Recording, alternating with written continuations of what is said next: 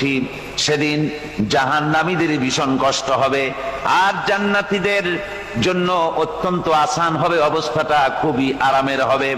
নবীজি বলেন, এক ফরজ নামাজ, এক ওয়াক্ত ফরজ নামাজ আদায় করতে যে সময়টুকুন লাগে, কিয়ামতের মাঠের এই সময় এত বড় বিরাট লম্বা সময় জান্নাতীদের জন্য এরকম হালকা হয়ে যাবে। সুবহানাল্লাহ।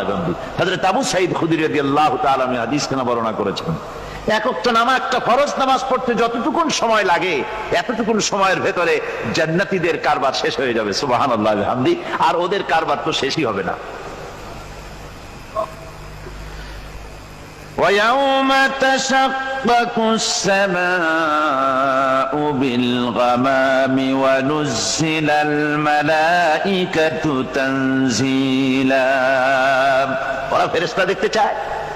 সেদিন আসমান সমূহ